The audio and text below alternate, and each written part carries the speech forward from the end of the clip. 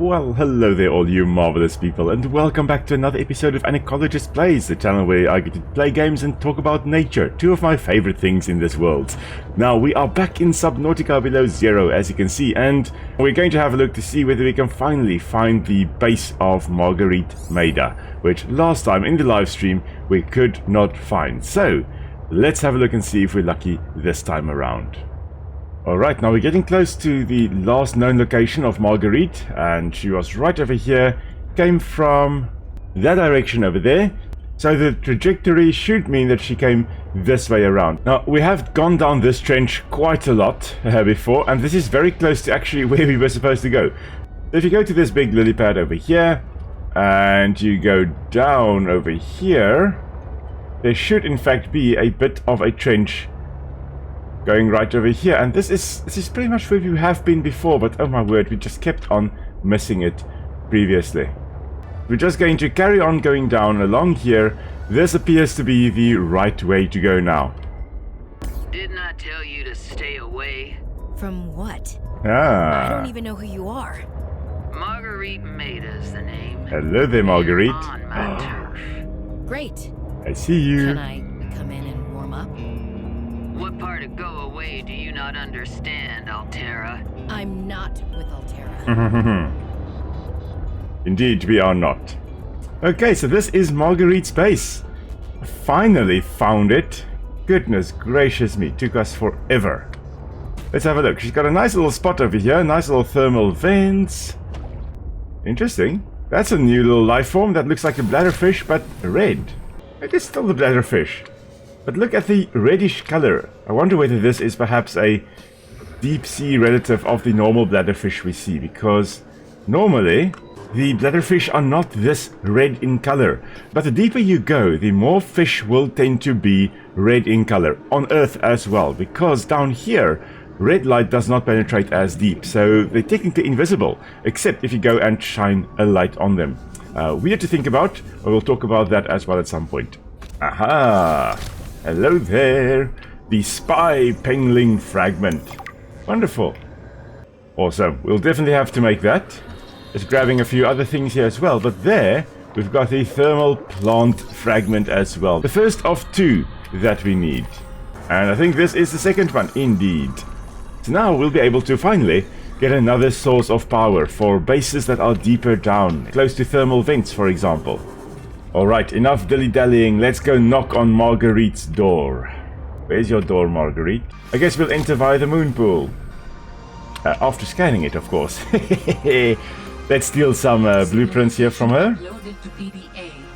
Let's say hello. Hello there, Marguerite. Ah! You're not Marguerite.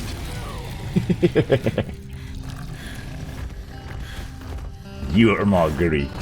I told you to stay off my land. You trained that thing? Next time I'll let him tear you to ribbons, Altera. I'm not with Altera. I'm Robin Ayu. I'm looking for information about my sister Sam. I think you might have crossed paths. Bull crap. I suggest you take the time you need to come to your senses and then get off my sea base. If you're not Altera, why don't you disable that damn tracking satellite tower instead of barging into my sea base? Maybe once Altera's off my back, I'll remember something about your sister. There's some junk on that table that might help. I couldn't get it to work.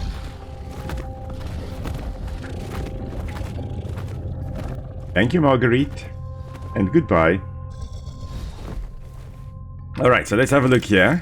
The test override module fragment. And some snow fox fragments. Oh, the other vehicle. Then I can disable that satellite tower. Now, of course, if we get too close here, after scanning the snow stalker, if we get too close, it's going to be unhappy about us trying to get to Marguerite, so we're not going to go past him. But look at this Reaper skull. I mean, the Reaper here, the Reaper Leviathan was of course a creature we could find in the original Subnautica. And in the base game there, Marguerit, and this is spoiler alert, Marguerite was last seen battling a Reaper, being taken away from the base of the Torgal base, basically.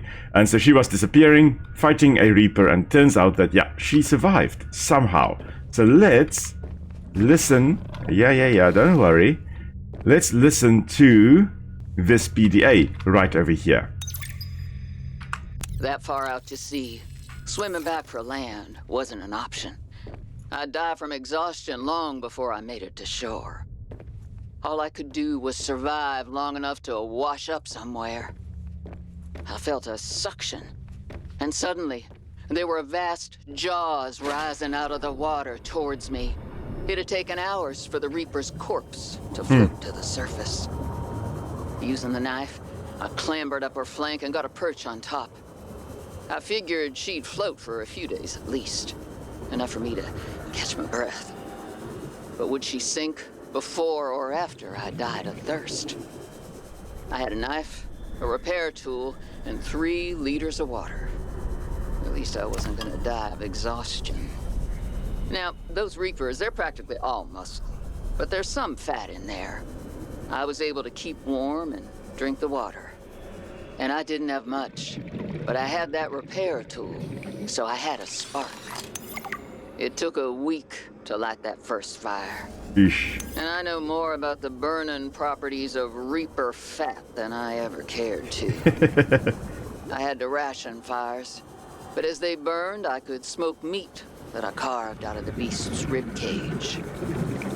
Okay, so that's a bit of a story of how she survived. Although, of course, we do find out that there's the Carabacterium that is on this planet, and how she survived that, we don't know yet. It's possible that her feeding on the Reaper meat, because the Reaper would have been eating something like the peepers as well, that maybe the Reaper was giving her a little bit of immunity against the bacteria, but it's unsure whether that is actually the case. Let's see what we can find a little bit deeper down here, because we can go down to 650 meters depth. Oh. Okay. I don't think we want to really go down here yet. I'm pretty sure this is where there is another Leviathan. A very large crystal formation over here. Interesting. Okay, let's have a look here. So this is morganite, a durable mineral consisting of beryllium, aluminium, silicate. Okay, and there was some manganese in there as well. So quite a lot of metal that gives this crystal its color. Now quartz, like this one over here, consists mostly of silica. But whenever there are impurities in that silica quartz crystal, you will get different colors. And it seems that these big purple crystals there, they get their color, the purple color, from manganese that is present within the crystals themselves. Now, as I was mentioning earlier, red light does not reach down here. So as you go deeper underwater, the part of the light spectrum that actually penetrates into the water gets reduced. Initially, you'll find all parts of the light actually penetrating the water. You'll have red light, green light, blue light penetrating the water, but as you go deeper, red light doesn't penetrate as deep. Instead, blue light and then green light will penetrate deepest, far deeper than red light. And the color we perceive of everything around us here, unless they are generating their own colored light, they will be reflecting light from, light sources that, like the sun, for example, penetrate the water. And so things we perceive as green basically absorbs blue and red part of the spectrum of light and reflects green light back away from it, so we can see green. This, for example, this lily pad over here, it's green because it absorbs blue and red light and reflects green light, and we can see that. And so things at the surface here that appear red will be reflecting red light, absorbing green and blue light, and they appear red. As you go deeper down, after about 50-60 meters or so, you'll have red light no longer penetrating the water. And so there's no red light to reflect off things. There is, however, blue light and green light. And deeper down, anything that is blue and green would still be visible to things around them because they are reflecting the green and the blue light. But red is kind of invisible. It appears black. And if you look at the bladderfish over here in the shallower water, they appear purplish in color. So that's because they are in fact absorbing green light and reflecting some blue light and some red light back at us. But because we're only 10 meters underwater, there is red light. So they really are visible. Even if we don't produce our own light, we can see them. Deeper down, being red in color is actually a very good form of camouflage because there's no red light to reflect off you. So you are technically kind of invisible to most creatures unless they are generating their own light. That includes the red part of the spectrum. Okay, now we're going to have to make the test override module, and for that we need to make the parallel processing unit. So we need gold, we need silver, so that'll be right over here, and 1 table coral sample. So let's just go down and get the table coral sample. Should be quite easy. It should be in the shallowish water where there's enough light for the zooxanthellae algae living within the coral itself, in the table coral, to actually photosynthesize, so it shouldn't be too deep. Should be able to find it. I think it's just past this kelp forest over here. Interesting, the mixture of kelp forest and let's just get some titanium here because we're going to need that as well. Interesting, the mixture of kelp forest and then coral, quite close to one another. Coral generally prefers warmer water, so we really wouldn't be in this cold water we are in, but it's, yeah, I guess it's warm enough for them. Maybe it's just a cold adapted species as well. Just grab some lead, we're going to need that as well. And there we go, there is a table coral right over there. However, there's only the one, and because I want to be as sustainable as possible, I'm not going to harvest that single little one over there. Instead, I'm going to look for a bit of a cluster that may be present somewhere around here. Alright, and here we go, I found what I was looking for. A whole bunch of table coral. We're just going to harvest 2 of these, leave these ones to continue surviving and reproducing, hopefully, as well. Alrighty, now we should be able to make the parallel processing unit right over there. Wonderful, and all we need now is a copper wire and we can make the whole thing. Luckily, we already have that. Let's make the test override module. And that's for that radio tower up on Delta Station. Now, we don't yet have the heads-up display for the scanner room, so that's going to be very useful to make. And to do that, we need magnetite and the computer chip. Now, the magnetite we already have, so let's just quickly make the computer chip, shall we? Of course, we need gold, so let's let's go scavenge for some gold. Yeah, I was thinking we'll never need gold again because of all the veins we found, yet here we are. While we are here, though, we are just going to harvest some table coral because there's a nice big cluster over here. We're just going to take 4 of these.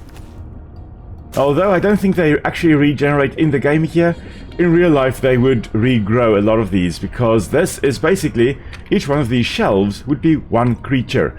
And that one creature basically consists of little anemone-like polyps, and those polyps will be able to regrow or form new individuals, new clusters, as we have harvested the ones that are here. Interesting, there's a little PDA thing here, let's have a look. Cheese on a cracker. Saw me. Managed to eject the cargo modules and hide. Sitting here with the lights off, sweating through my shirt. I'm not gonna get pooped out of the back end of a sea monster to save Alterra some money. Manuel, not going to be happy. Not one bit. Times the poor old Fred, they had to eject one of the modules. Probably sank down, so if we go down here, somewhere we should be able to find that fragment. Oh, there goes that horrible animal that keeps on catching us. What have we got here? A hydrothermal vent. Okay, thank you. That's nice to scan. Something big in the general area. There's another one of those horrible animals. Ah! Hello there. Squidshark. Go away. Well, I'm telling you to go away and I'm swimming after you to scan you. Because that's what scientists do.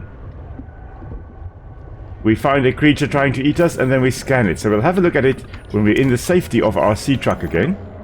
Ah, we finally have the fabricator module. That's going to be nice and useful. I think this is probably the... Well, these are all the modules, I guess, that Fred had to detach from his sea truck. Great stuff. Now, we need oxygen. And we need it quick. And yet I'm getting distracted by diamonds. There's oxygen. Okay, great. Now we need to make our way out without drawing too much attention from the Squidshark, which is still in the area, of course. Without getting caught by those trapper plants. And without drowning. I think of all of this, I think the drowning part is most likely. So let's try to make our way back to our sea truck. Right up there. It's not too far, but I do hear the Squidshark behind us. Alright, so let's have a quick look here at the Squidshark, shall we? Because there we go.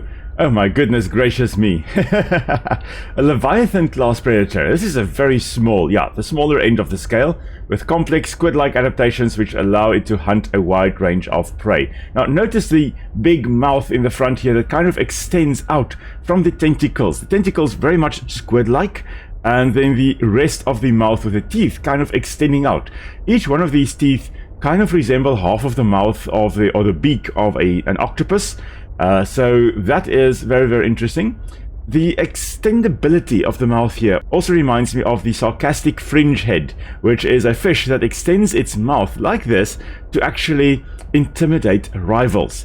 Now this, however, is to actually engulf prey and then pull it into their mouths, so not for intimidation necessarily, although it could be that they also, males at least, will be using their mouths to intimidate rivals. So again, as I often say, just because something is useful for one thing doesn't mean that it's not useful for something else as well.